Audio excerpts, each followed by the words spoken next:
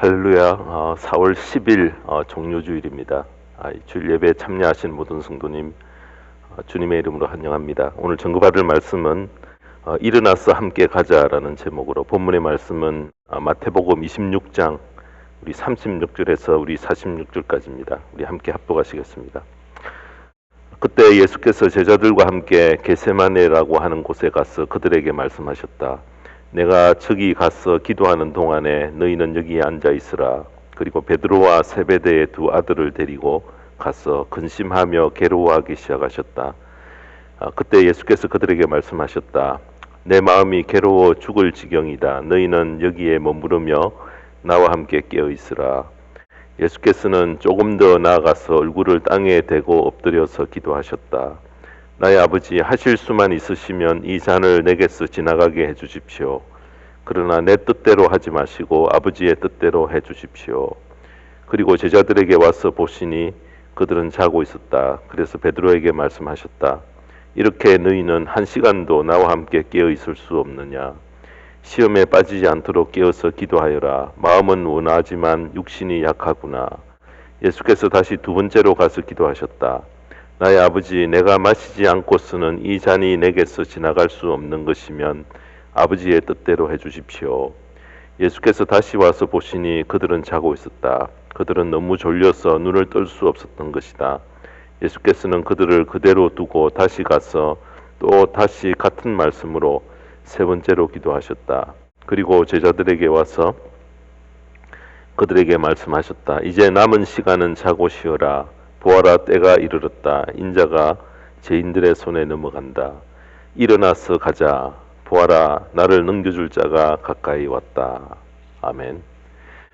네, 오늘 이 말씀 가지고 일어나서 함께 가자라는 제목으로 말씀을 전합니다. 오늘은 종료주일입니다. 주님께서 십자가를 지시기 위해 예루살렘에 들어가신 것을 기념하는 주일로 내일부터 저희들이 한 주간 고난주간으로 지내게 됩니다.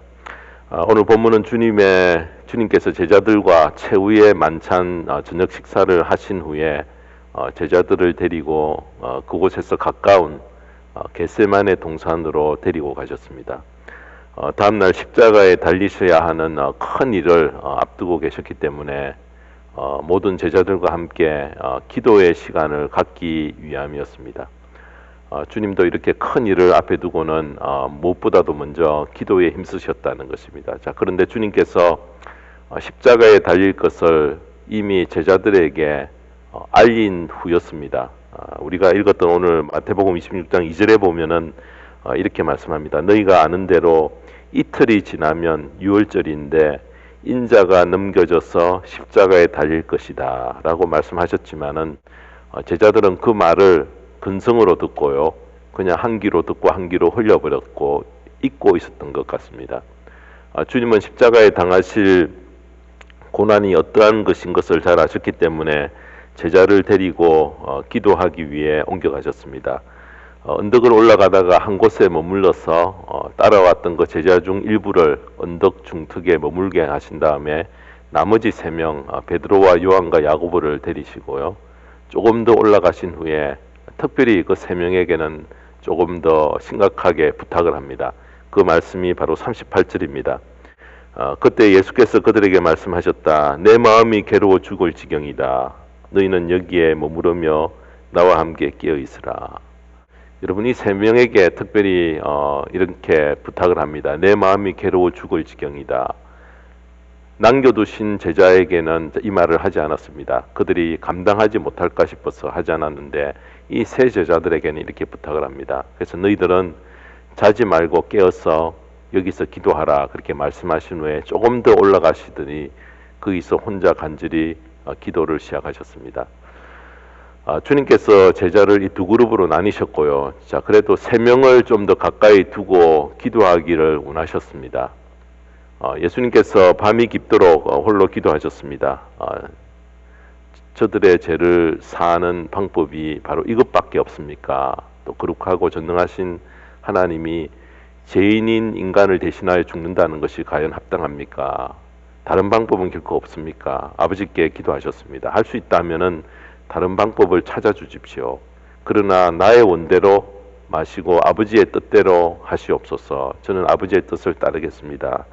여러분, 이렇게 밤이 깊도록 기도하신 후에 세 제자가 있는 곳으로 와보니 그들은 육신의 피곤을 이기지 못하여 지쳐서 잠이 들고 있었습니다. 그래서 주님은 그들을 깨우면서 하신 말씀이 40절입니다. 그들은 자고 있었다. 그래서 베드로에게 말씀하셨다. 이렇게 너희는 1시간도 나와 함께 깨어 있을 수 없느냐. 이렇게 주님이 2번이나 반복을 하셨습니다. 얼마나 간절히 기도하셨는지 주님께서 누가복음 22장 43절 44절에 똑같은 장면을 이렇게 묘사를 하고 있습니다. 그때에 천사가 하늘로부터 그에게 나타나서 힘을 북돋워 드렸다.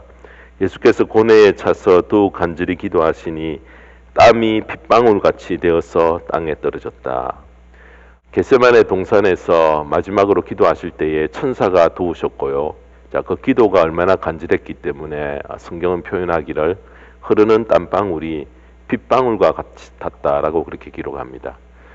그렇게 밤을 새워 기도하셨던 주님께서 날이 밝아오자 기도를 마치시고요. 다시 제자들에게 왔을 때에 그들은 모두 다 잠이 들어 있었는데 주님께서 제자들을 깨우며 하신 말씀이 바로 46절 말씀입니다.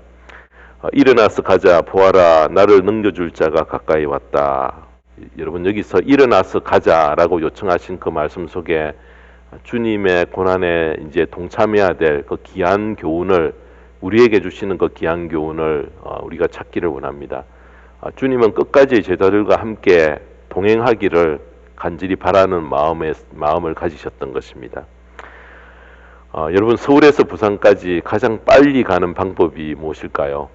어떻게 가는 것이 서울에서 부산까지 가장 빨리 갑니까? 대부분 비행기로 가는 것이 가장 빠르다 이렇게 이야기를 하고요.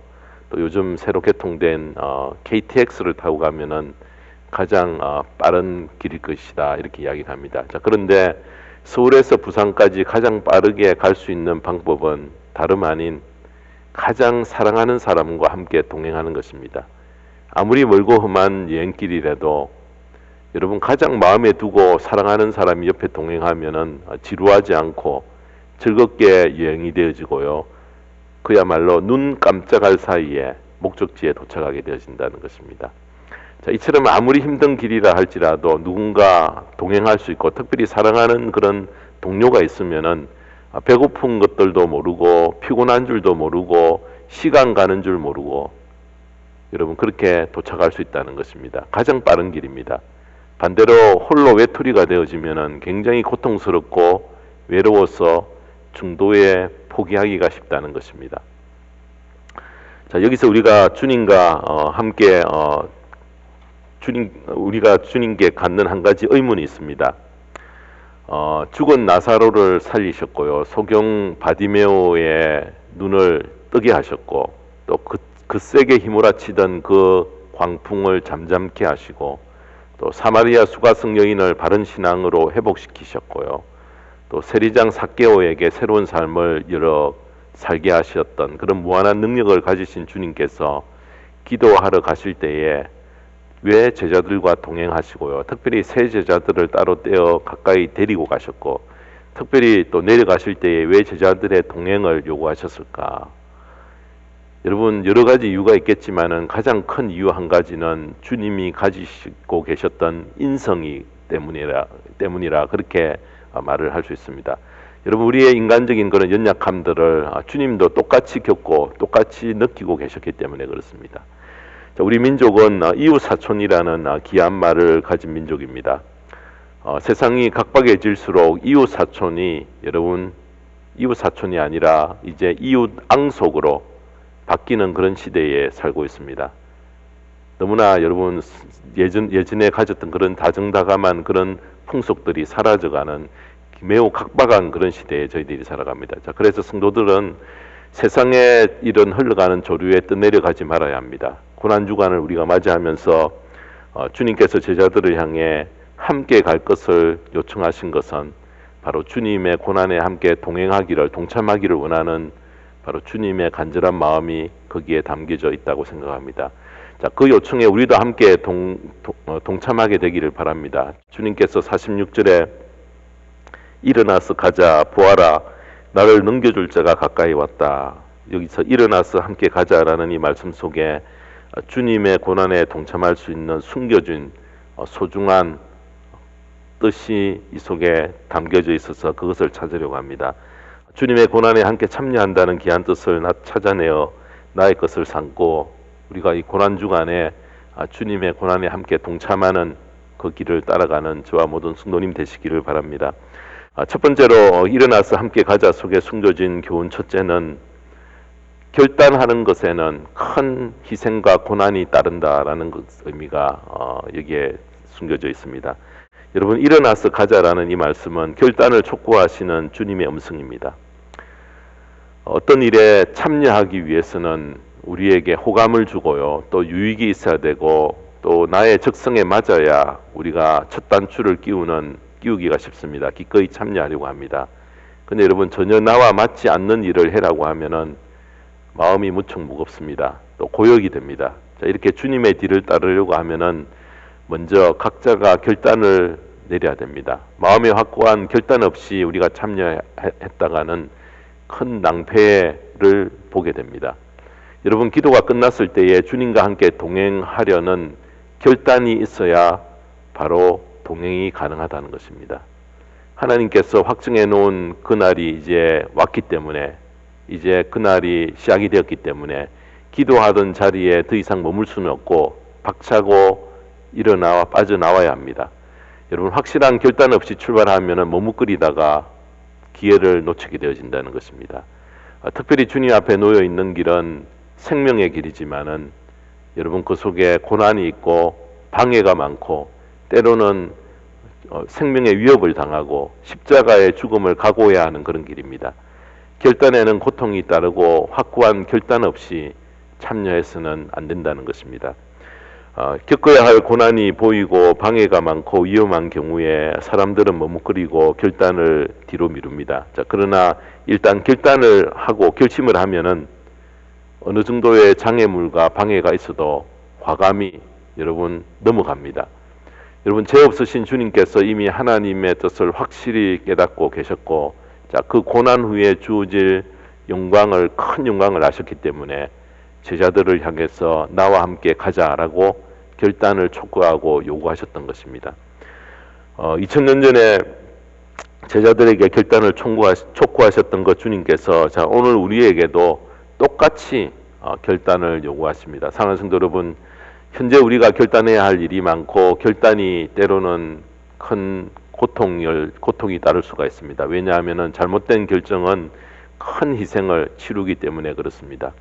그래서 여러분, 우리가 결정을 내릴 때 매우 신중하고 기도하고 그렇게 내려야 됩니다.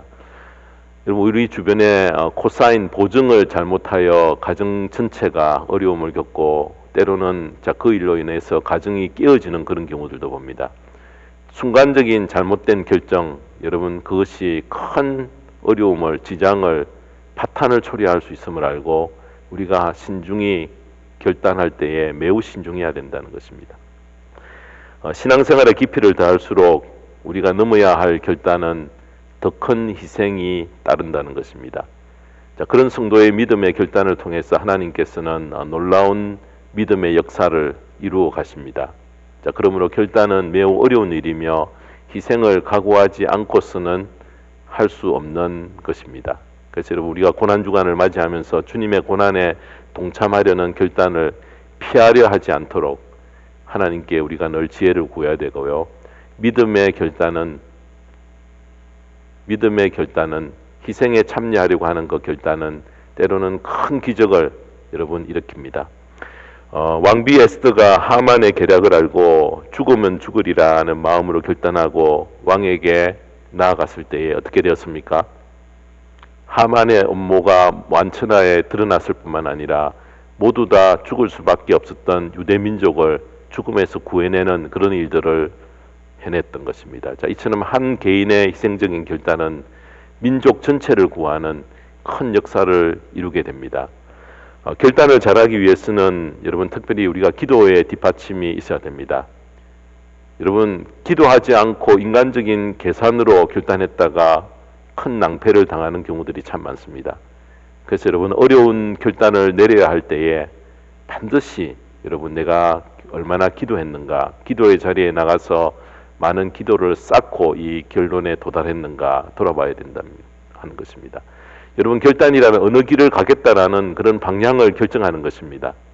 자, 그런데 주님은 어떻게 이야기하십니까? 내가 곧 길이요 라고 말씀하셨습니다. 주님을 통하는 길은 모두가 올바른 길이며 그 길은 오직 하나밖에 없습니다. 자, 그 길을 알고 택하기 위해 우리는 기도해야 된다는 것입니다. 주님을 길잡이로 삼으면 비록 눈앞에 고난이 놓여 있어도 성령께서 그 고난 속에 있는 모든 그 어려움들을 능히 감당하고 뛰어넘게 만들어 주신다는 것입니다. 옛날 중국에 어리석게 보이는 한 노인이 있었습니다. 공교롭게도 그 노인 집 앞에는 큰 산이 있었는데 그 산 때문에 노인은 늘 불편을 느꼈던 것입니다.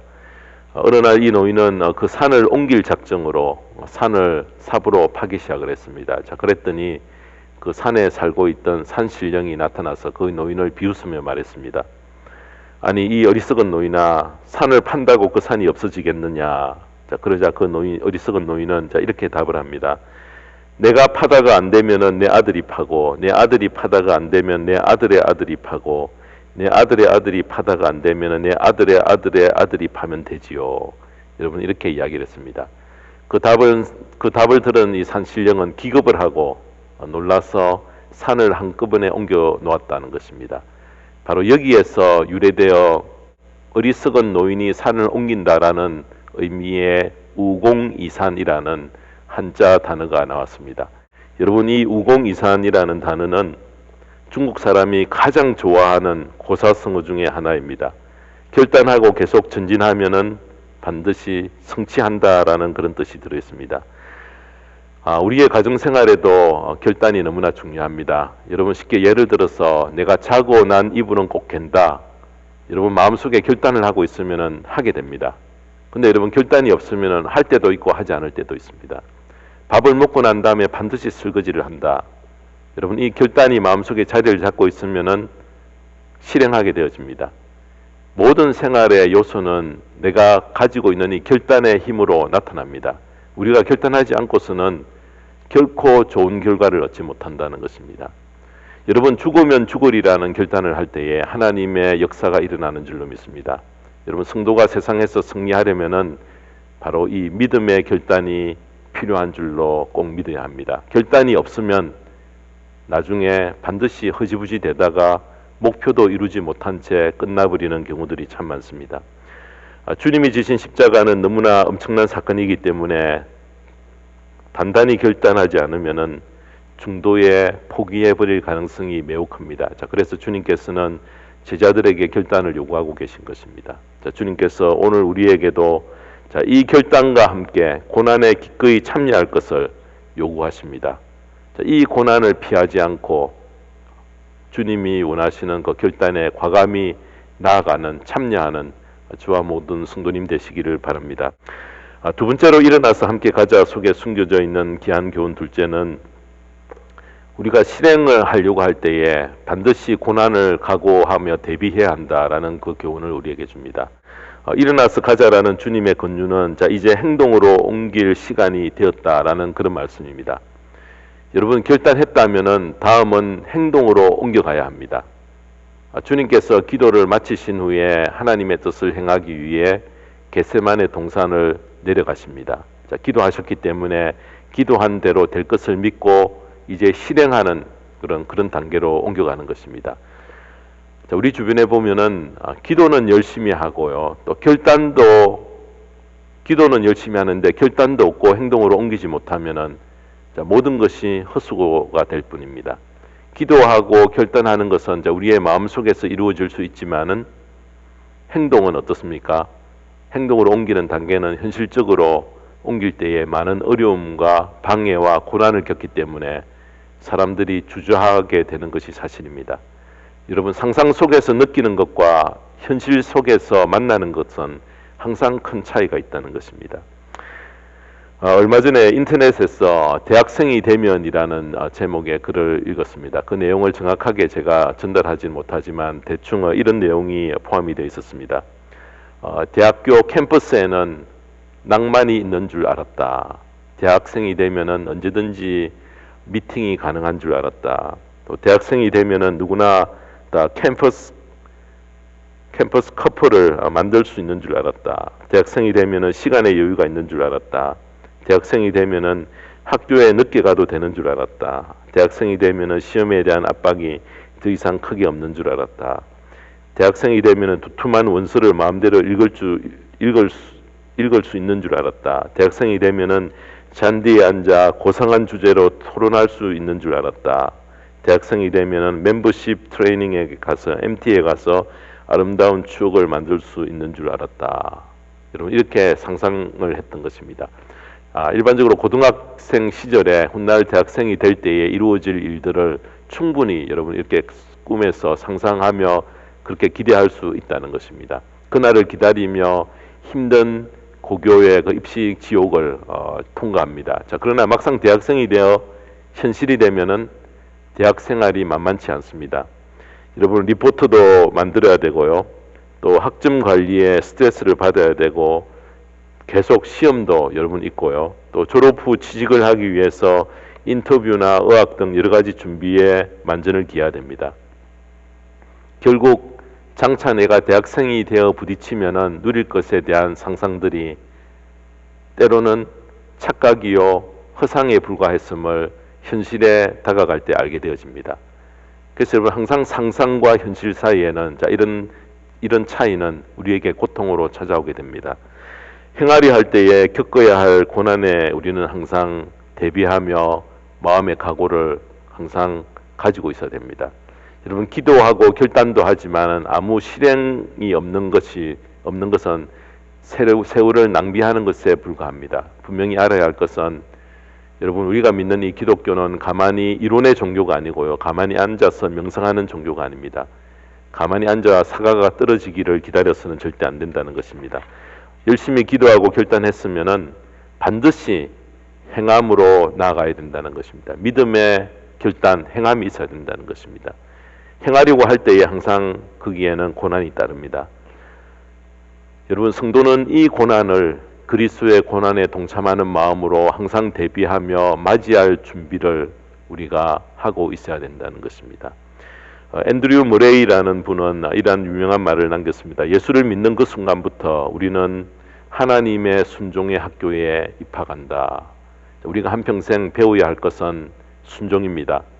우리가 하나님의 기적을 체험하지 못하는 이유는 바로 이 순종 행함이 없기 때문에 여러분 그런 기적을 체험하지 못한다는 것입니다. 믿음으로 행하면은 홍해가 갈라지는 기적을 경험하고요. 믿음으로 행할 때에 요단강에 길이 생기는 그런 기적을 체험합니다.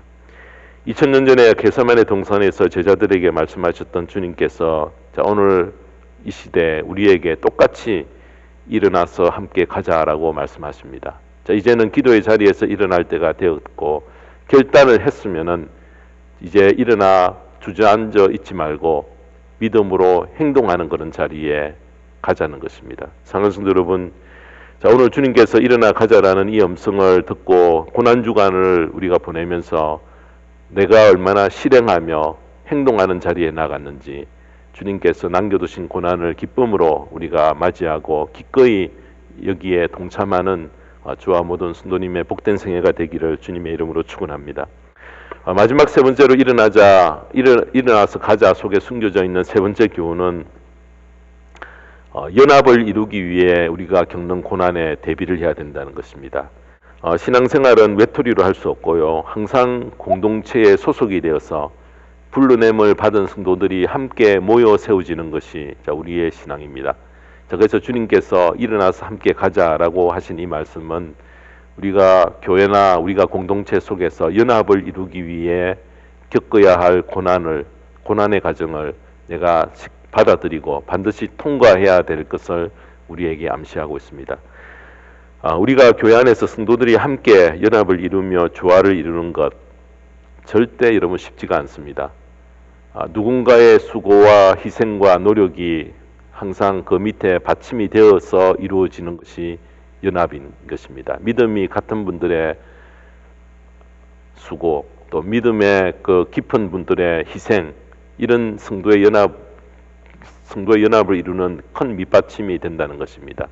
자, 이런 연합이 이루어질 때에 비로소 많은 사명을 감당할 수 있게 되어집니다. 연합하려는 영성은 신앙생활에 너무나 중요합니다. 자, 그런데 그 연합 뒤에는 항상 고난의 대가를 지불해야 된다는 것입니다. 예수님께서 십자가를 앞에 두고 겟세마네 동산으로 기도하러 오실 때에 혼자 기도하러 오시지 않았습니다. 제자들을 데리고 불러오셨고요. 특별히 베드로와 요한과 야고보의 세 사람은 가까이 두고 기도하셨습니다. 자, 이제 기도를 마치고 겟세마네 동산을 내려갈 때에도 같이 가자, 이렇게 동행을 요구하십니다. 기도하기 위해서 겟세마네 동산에 함께 올라온 제자들에게 골고다 언덕에도 함께 갈 것을 제의하십니다. 자, 이 말씀은 오늘 우리들에게도 똑같이 적용이 됩니다. 우리들이 믿음 안에서 연합을 이루어야 한다는 것입니다. 성도의 연합을 이루기 위해 내가 감당해야 될 고난을 우리가 피하지 않고, 여러분, 그것을 받아들이고 수용할 수 있는, 여러분, 그 마음들을, 그 믿음들을 우리에게 요구하십니다. 에베소서 2장 19절에 보면은 그러므로 이제부터 여러분은 외국 사람이나 나그네가 아니요 성도들과 함께 시민이며 하나님의 가족입니다. 자, 여기서 하나님의 가족이 되려면은 서로 연합하지 않고서는 가족이 될 수 없습니다. 초대교회 성도님들은 자, 이렇게 성도님들이 가족과 같은 그런 관계였지만은, 여러분, 오늘날 현대교회 성도들은 함께 연합하는 것을 매우 큰 부담으로 여깁니다. 구속되기가 싫고요, 조용히 홀로 예배드리고 바람과 같이 사라집니다. 자, 그러나 우리가 기억해야 할 것은 홀로서는 자기 신앙을 절대 지켜나갈 수 없다는 것입니다. 연합을 위해 내가 감당해야 될 이 고난을 기쁨으로 수용하고, 바로 이것을 주님의 고난에 동참하는, 여러분, 그 고난으로 우리가 기쁨으로 받아들여야 된다는 것입니다. 영국 출신의 허드슨 테일러라는 선교사는 현대 중국 선교에 매우 큰 발자취를 남겼습니다. 자, 그가 중국 선교사로 파송된 지 얼마 있지 않아서 큰 위기 두 번을 맞이하였습니다. 의욕적으로 여러 가지 일을 추진하다가 선교 본부로부터 의견 차이가 있어서 마찰을 빚게 되었습니다. 그래서 어느 날 선교 본부로부터 경고장을 받았는데요. 선교 본부를 탈퇴하든지 지금까지 진행해온 모든 프로젝트를 중단하든지 선택하라라는 이런 경고문을 받고 아주 깊은 절망과 실험에 빠져 있었습니다. 또 거기에다가 똑같은 시기에 또 한 통의 편지를 또 받게 되었는데, 그 편지는 자신이 사귀던 애인으로부터 온 편지였습니다. 허드슨 테일러의 모험적인 삶의 태도 때문에 나는 당신과 같이 일생을 같이 할 수 없다고 생각한 이 애인이 절교에 그런 편지를 보낸 것입니다. 여러분, 그 당시에 허드슨 테일러는 매우 깊은 절망에 빠졌습니다. 그 두 통의 편지는 선교사의 그런 어떤 과정뿐만 아니라 그의 어떤 모든 선교 사역까지도 포기하고 싶은 절망에 빠뜨려 버렸던 것입니다. 자, 그런데 그렇게 위기에 빠졌던 그가 중국 선교를 계속할 수 있었던 이유는 자신보다 20살이나 나이가 많았던 스코틀랜드 출신의 윌리엄 번저 선교사 때문이었습니다. 그는 두 통의 편지를 받고 절망하고 있는 이 허드슨 테일러에게 다가가서 이런 제안을 했습니다. 모든 것 다 잊어버리고 나와 같이 여행을 떠나세. 자, 그래서 이 두 선교사는 7개월 동안 중국 여행길에 올랐습니다. 중국의 여기저기를 돌아보면서 휴식도 취하고 같이 사역을 하면서 많은 대화를 나눴습니다. 자, 그런데 놀랍게도 이 여행을 통해서 허드슨 테일러가 모든 것이 회복이 되었습니다. 그가 회복될 수 있었던 것은 이 윌리엄 번저의 두 마디 말 때문이었습니다. 나는 자네를 믿네. 나는 자네를 따를 걸세. 여러분, 윌리엄 번저는 7개월 동안 여행하는 동안 허드슨 테일러에게 계속해서 이 두 마디 말을 반복해서 했다는 것입니다. 후에 허드슨 테일러는 그때 일을 해고하며 만약 그가 없었더라면은 나는 인생의 위기를 극복해낼 수 없었을 것이다 라고 말했습니다. 여러분, 이렇게 연합하고 동행하는 사람이 있다는 것이 얼마나 중요한가 모릅니다.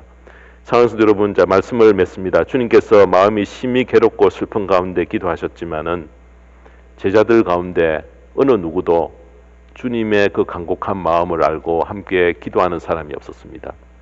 제자들은 마치 남의 일같이 생각하고 잠을 잤습니다. 깊은 잠에 빠졌습니다. 자, 그래서 주님은 제자들을 계속 깨우셨습니다. 그리고 제자들에게 맨 마지막에 일어나서 함께 가자라고 권하셨습니다.